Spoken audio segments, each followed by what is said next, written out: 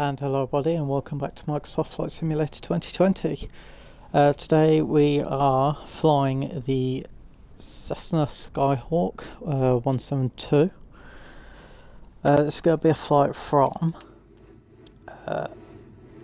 why is it... oh, the engine ain't on, the wind's just blowing hard enough to... okay, so this is going to be a flight from Sywell Aerodrome to Kidlington, I believe, if I remember correctly. So, our flight plan is this.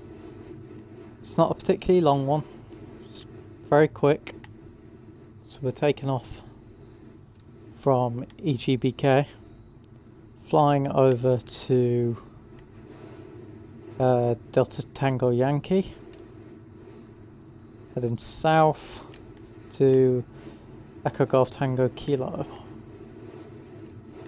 This is only going to take about, what, half hour? So yes, like I said, currently we are in Sywell, flying to Kidlington. May have gotten the name wrong there, I do apologise. In Oxfordshire. We're just going to push the aircraft back. So park and brake off, park and brakes off, yes. We are going to turn the power on.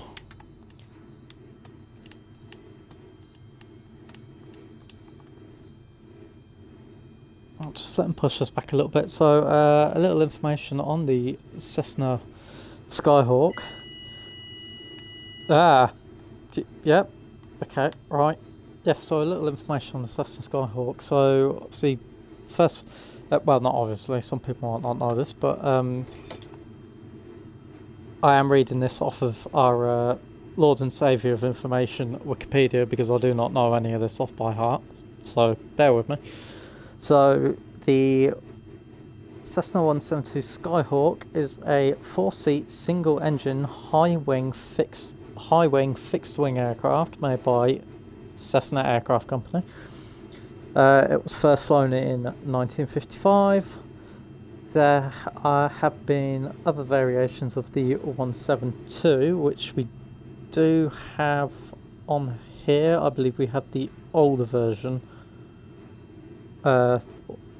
The older version or the new version on here. We have an version of something on here that we can also fly. Yes, it's one of the most popular aircraft. It was, let's see, what was it powered by? It does not say. Although the Skyhawk name was originally used for a trim package, it was later applied to all standard production 172 aircraft, while some upgraded versions were marketed as the Cutlass, Powermatic and Hawk XP.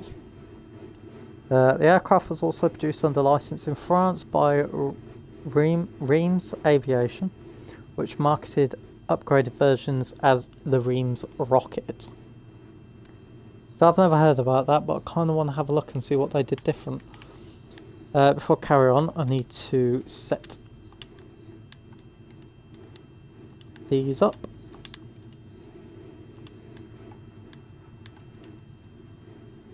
There we go. So, okay, right, we don't need that just yet. Right, next thing we need to do, we need to tune in.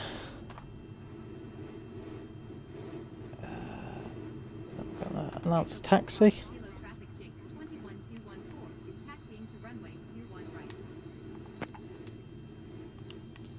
Alright, I'm just going to put a little bit of throttle on. Parking brake is on.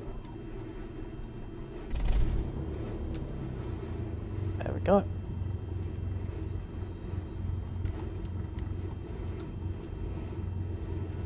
Now, I know I shouldn't really have the strobe lights on until we're at the runways, but it is a small airfield, so we'll just go with it. Right, so as we taxi, I will have a look at some more stuff. Oh, well, once we've done this corner, this aircraft doesn't turn very well. You have to use the brakes quite heavily. Anyway, The Cessna 172 started as a tricycle landing gear variant of the tail dragger Cessna 170. With a basic level of standard equipment, so I'm assuming that's probably speedo, level gauge, altimeter, maybe a compass. Maybe that compass, that's pretty much it. Fuel gauge and that, you know, the bare minimum. January 1955, Cessna flew an improved variant of the 170, a Continental 0300A powered Cessna 170C with larger elevators and a more angular tail fin. Although the variant was tested and certified, Cessna decided to modify it with a tricycle landing gear, and the modified 170C flew again on June 12, 1955. To reduce the time and cost of certification, the type was added to the Cessna 170 type certificate as the Model 172. Later, the 172 was given its own type certificate. The 172 became an overnight sales success, and over 1,400 were built in 1956 in its first year of production. That's pretty good. I do believe that the Cessna Skyhawk is also the most heavily produced civilian aircraft. Like pleasure aircraft, not like airliners and stuff. I'm just going with like this sort of thing. It's horrifically popular. You see them almost everywhere. At least some sort of variation of a Cessna Skyhawk or a 18 or a 182. You know, the stereotypical this Cessna high wing aircraft. So, just because it's sort of like goes a bit funky, and for some reason it wants you to taxi over there, which you can do, and they do this at the actual airfield, but most of the time it's just go up the runway, up the runway, and then turn around.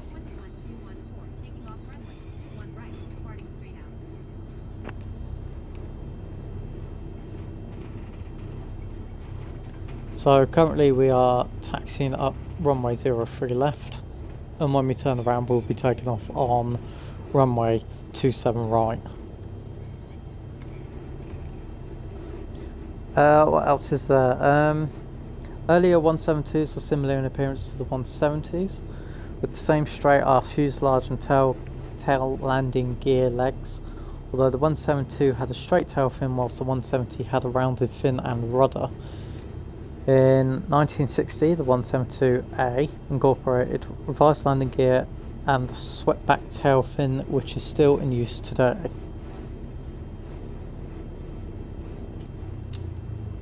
The final aesthetic development found in the 1960s, 172D and all later 172 models, was a lower rear deck allowing an aft window. Cessna advertised this added rear visibility as Omnivision. Cool, what a hell of a name.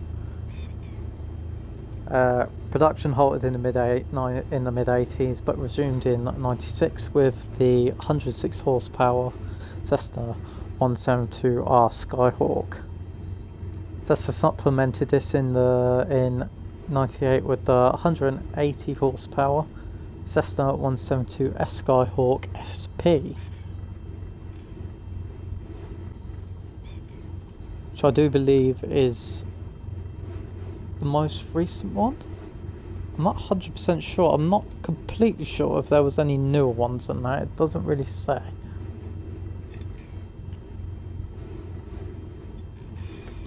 Right, so we're far enough up the runway. We can turn around here.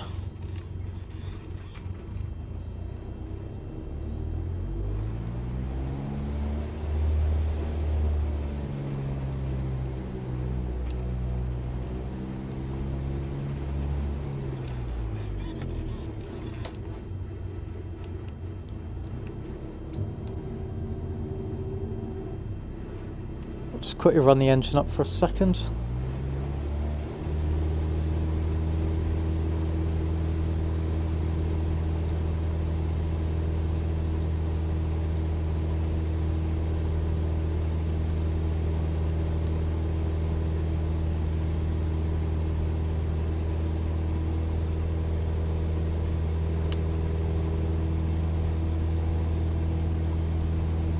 And off we go.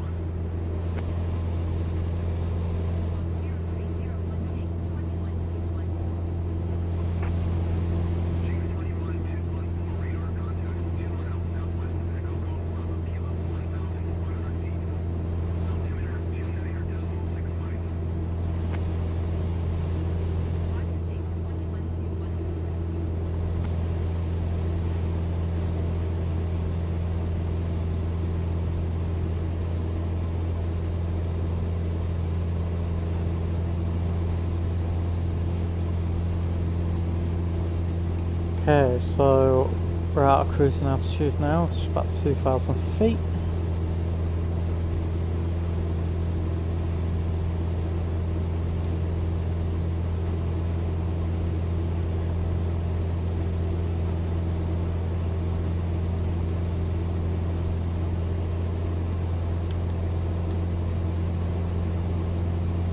There we go.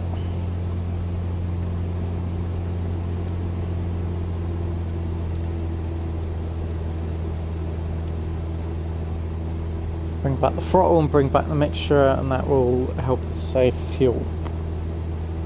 I don't need to go too fast. Just need to go fast enough.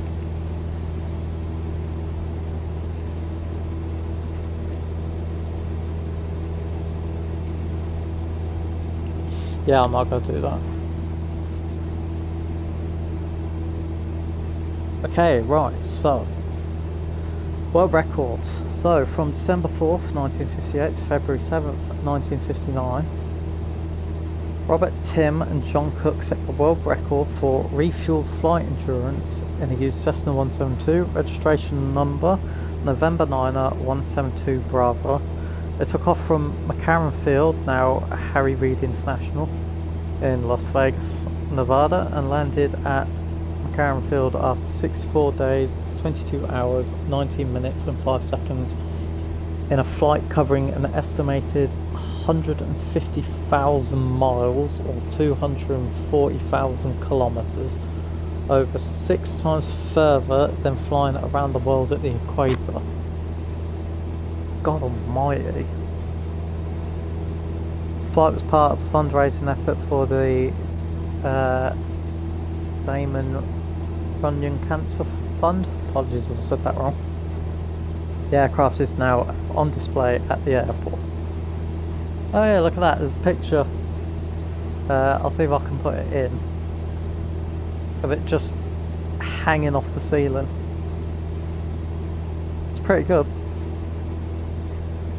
Right, let's see. So, variants, we've got the 172, the 172 Alpha, the 172 Bravo, the 172 Charlie, the 172 Delta, the 172 Echo, 172 Foxtrot, 172 Golf, 172 Hotel, 172 Indigo. It goes all the way to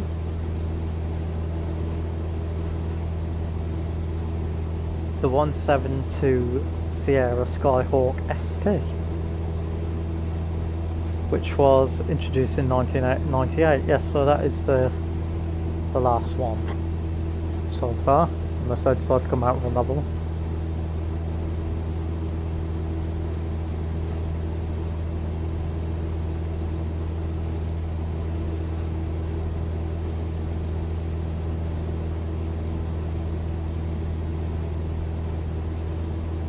Special versions. Ooh.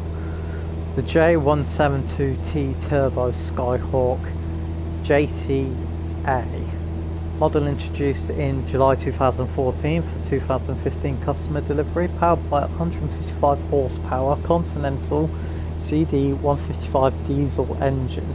Diesel? Huh. Installed by the factory under a supplemental type certificate. Initial retail price in 2014 was $435,000. The model has a top speed of 131 knots. How fast does this go? Yeah, about the same. And burns 3 US gallons or 11 litres or 2.5 imperial gallons per hour, less fuel than the standard 172. As a result, the model has an 885 nautical mile or 1,639 kilometre range, an increase of more than 38% over the standard 172. The model is a development of the proposed and then cancelled Skyhawk TD. Cessna has indicated that the JTA will be made available in 2016, so I assume it's already out. Just need to quickly adjust the course.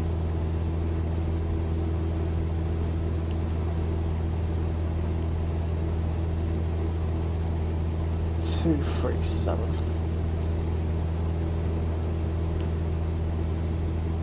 Right.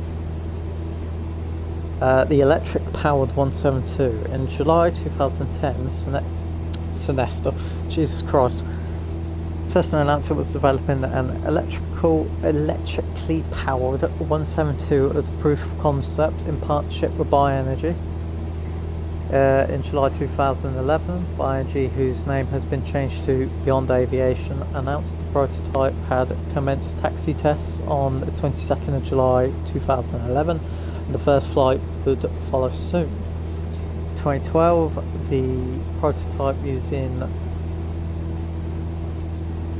Panakis batteries engaged in multiple successful test flights. The R&D project was not pursued for production.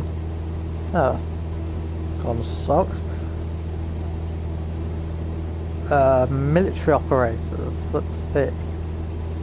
Although there is a cancelled model, the 172 TD Skyhawk TD. On October 4th, 2007, Cessna announced its plan to build a diesel-powered model to be designated the 172 Skyhawk TD Turbo Diesel, starting in mid-2008. The planned engine was to be the Pilot Centurion 2.0 liquid-cooled 2-litre displacement dual overhead cam 4-cylinder inline turbo diesel with full authority digital engine control with an output of 155 horsepower and burning Jet A fuel. It's diesel. Oh. If I had a diesel car, do you think I could run that off a Jet A? In July 2013, the 172 TD model was cancelled due to Fairlet's bankruptcy. The aircraft was later refined into the Turbo Skyhawk JTA, which was certified in June 2014 and discontinued in May 2018. Simulator company Redbird Flight uses the same engine and reconditioned 172 airframes to produce a similar model, the Redbird Redhawk. Not a very imaginative name, but fine. Premier Aircraft Sales also announced in February 2014 that it would offer refurbished 172 airframes equipped with the Continental Furler Centurion 2.0 diesel engine. So, military operators. A variant of the 172, the T-41 Mescalero, was used as a trainer with the United States Air Force and Army. In addition, the United States Border Patrol uses a fleet of 172s for aerial surveillance along the Mexico-US border. From 1972 to 2019, the Irish Air Corps used the Reims version for aerial surveillance and monitoring of cache, prisoner and explosive escorts, in addition to Army cooperation and pilot training roles. For T-41 operators, we have Angola, Austria, Bolivia, Chile, Colombia, Ecuador, Guatemala, Honduras, Indonesia, Iraq, Ireland, Liberia, Lithuania, Madagascar, Nicaragua, Pakistan, the Philippines, Saudi Arabia, Singapore and Suriname. Yeah. There's quite a lot of people that use it.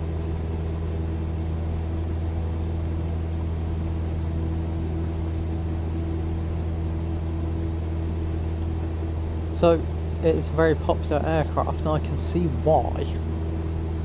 Even on the basic models without the autopilot and stuff like that, it flies nicely. In this kind of weather, maybe not so much, because it is horrifically windy, although we seem to be in a bit of a lull at the moment, so that's lucky. But yeah, no, normal flight, it's very nice to fly. I can go a good couple of hours of flying it if I wanted to. It's not the most exhilarating of aircraft, but it does its job, and it does its job very well. And to be fair, I kind of want one. I don't kind of want one, I do want one.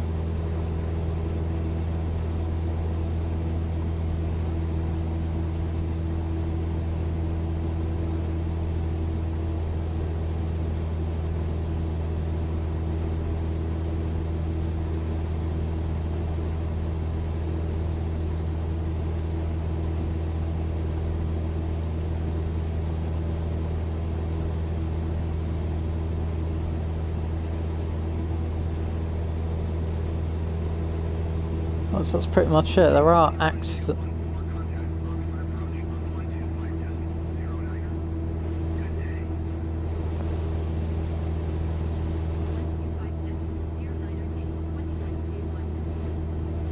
There are accident reports and stuff, but I ain't gonna get into that.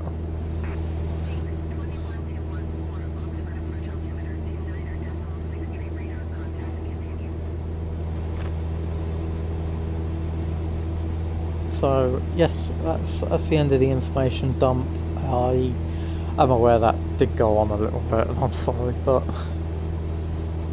whatever. Right, I need to try and find a nearby airfield that has a ATIS, just so I can figure out what the weather's doing.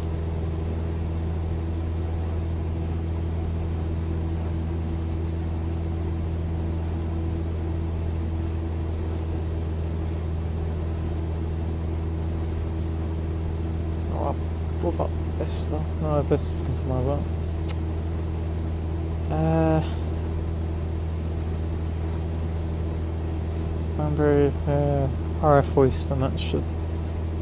No? Oh, really? Alright. All I wanted to know was what the barometric pressure was and the wind speeds. We are starting to get buffeted a little bit again. As you can see, we are getting blown off of the line, so I'm going to have to try and adjust that a little bit.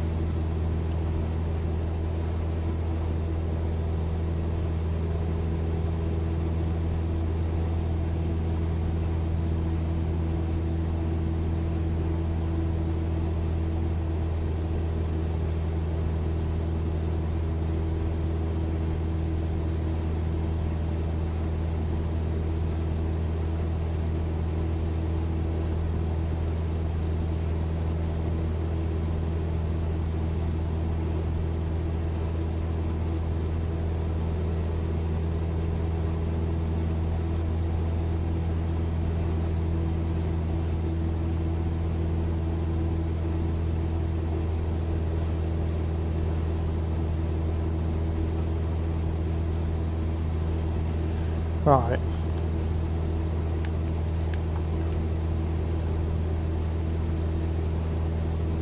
So we've still got a little way to go. Shouldn't take too long, should be another 10 minutes. I would go lower, but with this wind buffeting, I have had this happen before. Sometimes, not often, but just on the odd occasion, the wind has sort of blown so hard it's thrown the autopilot off, put the plane into a nosedive. So I want to make sure I have enough, altitude just to be safe. This should be enough. I mean, they're fairly easy to get control of. Just throw the flaps down, hope that they don't snap off, throttle to idle, try and smack the mixture back up so when you come back up you can just throw the throttle into full and get your airspeed back.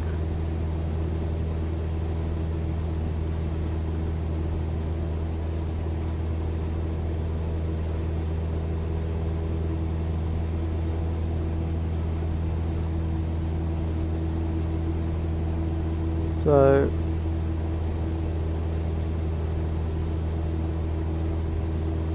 that's in gallons, so we have what, about 12 gallons of fuel left, which is going to be more than enough. I could probably go fly here, fly back, fly here and fly back again, at least a good few times before that becomes a problem.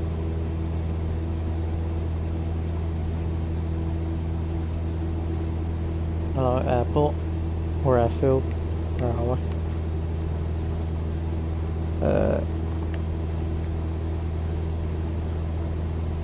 EGOB, let's have a look at what that is. EGDB, sorry, Hinton in the Hedges. Hinton in the Hedges? It's a hell of a name for somewhere.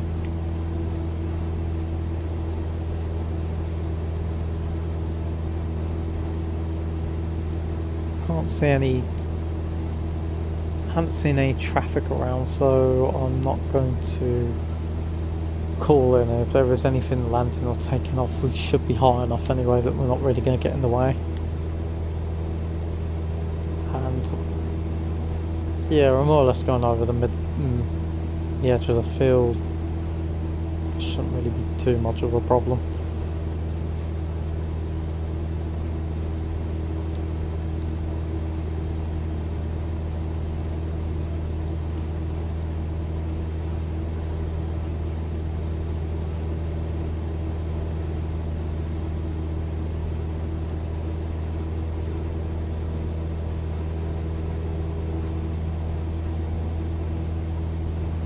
So we're currently doing about 105 knots. It looks like we're speeding up a bit again as we're sort of getting pushed in by the wind. So, speedometer, your artificial horizon, basically tells you if you're up, down, left and right. It's good for when you're in clouds and fog. Altimeter tells you how high up you are. Little hand, it's kind of like a clock. Little hand to the 2 is 2,000. This big hand gives you the 100 feet.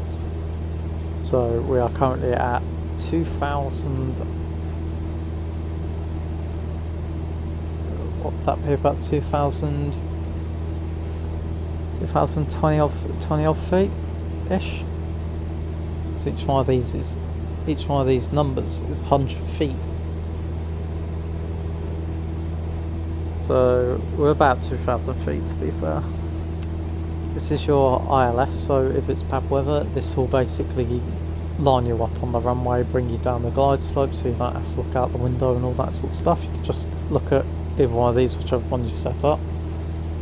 I haven't set this up, so we ain't going to be using that. This tells you how fast you're going up and down, so it's 100 feet per minute, so each notch is 100 feet. So 100, 200, 300, 400, 500 feet, 1,000 feet, 1,500, 2,000, so on and so forth.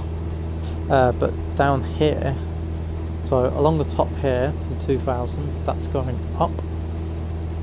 Down along the bottom to 2000 is if you're going down. Got the engine RPM, we are just in the green.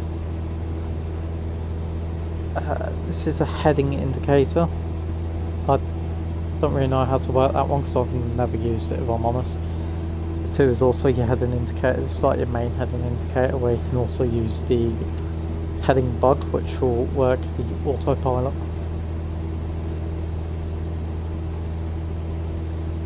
Then you got your T's and P's, your temperatures and pressures, your vacuum and your amperage for your battery, if it's the power that's going through your battery.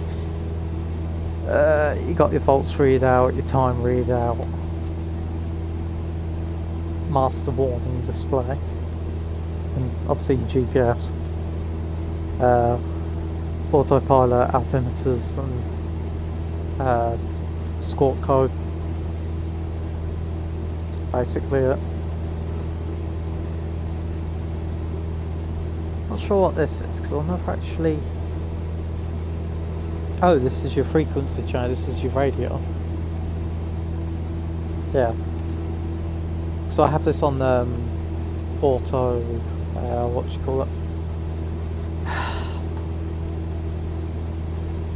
I basically it's got the auto sort of communicate with ATC and that, so it basically does some of this stuff by itself. It's as if you've got a co-pilot, so you can just concentrate on the flying and they'll do what needs to be done. You do have to take over a little bit sometimes, but I assume this is that RAF base, isn't it? Yeah, RAF Western on the green. RF Western on the green.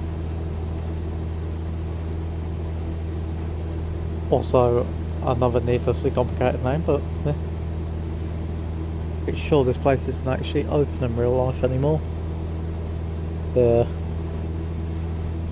We've got all these cars here, it's probably like Runting Thorpe. It's basically just been turned into a car track or manufacturer's car park. Probably still gets used for some things aircraft wise, but that's sad.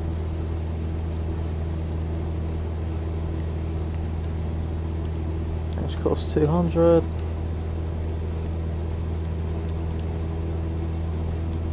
Probably will now.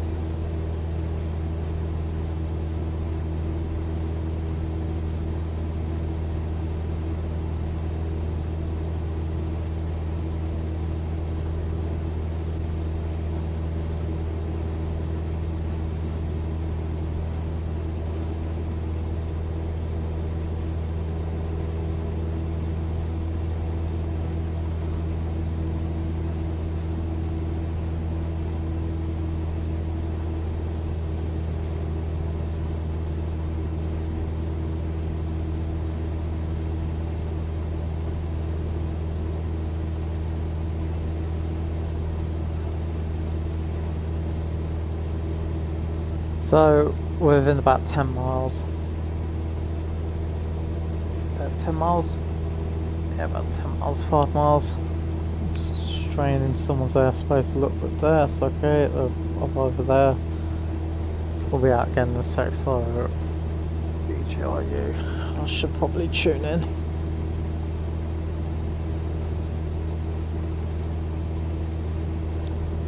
Just to be safe. So it's the RF base. So where did we just go over?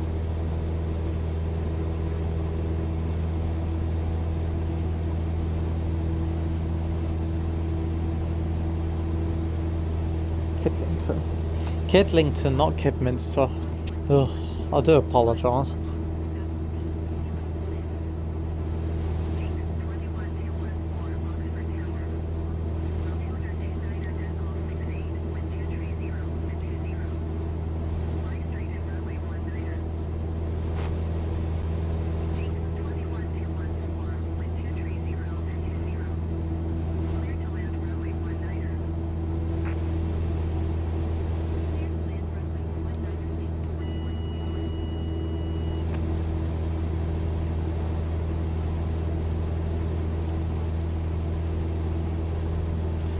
Right, so we're basically coming straight in soon.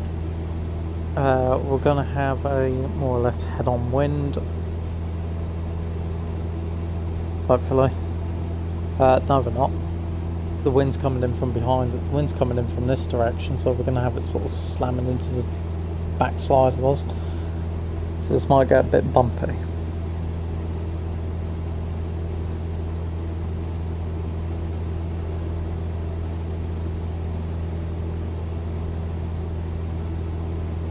I've got to fight this wind a little bit to get over. It's not too bad.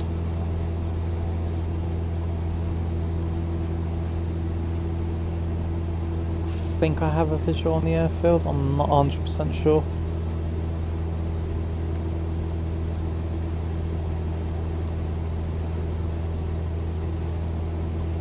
Ah, there it is, right below me. Okay, so 1 so we want to come in along there. So what I'm going to do is I'm going to fly over the top and then we'll curve back.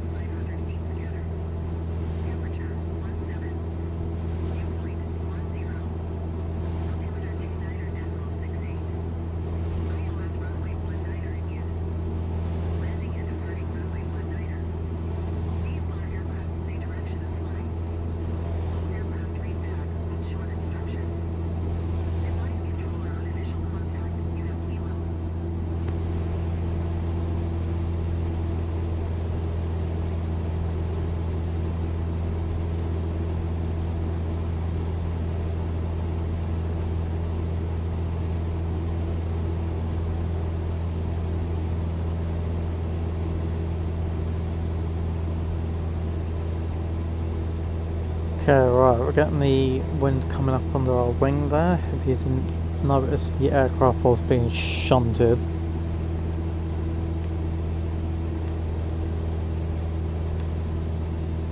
So the runway's just off, just behind us a little bit. We're going to bring the mixture all the way up so we have full power if we need it. Start bringing the speed down.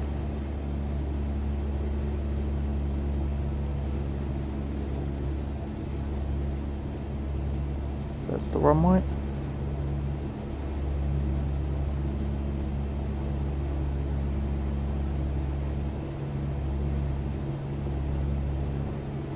I've got the low end of the speedo in the corner so I can still see.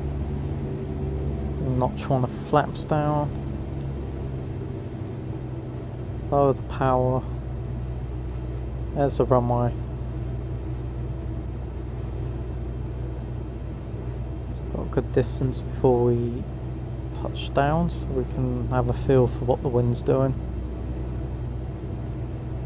This is probably still going to be a crappy landing, but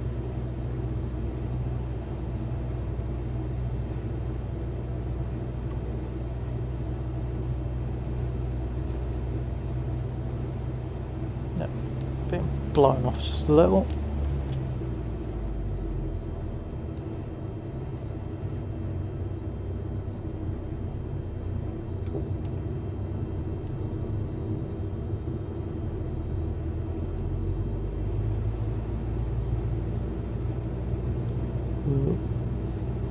It's the wind getting underneath us, sort of catching the wing and basically using it like a sail, which is what's sort of trying to tip us over sometimes. It's okay, we got this. I've landed in worse and in smaller and lighter aircraft.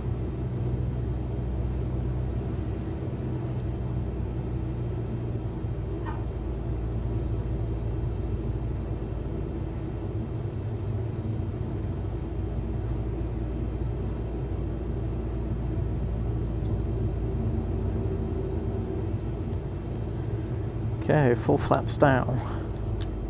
Engine idle.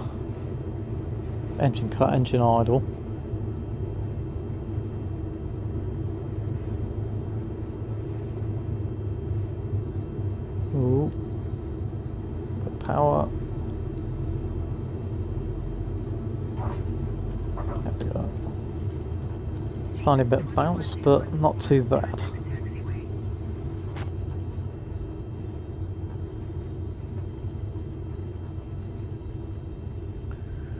That was a nice little flight.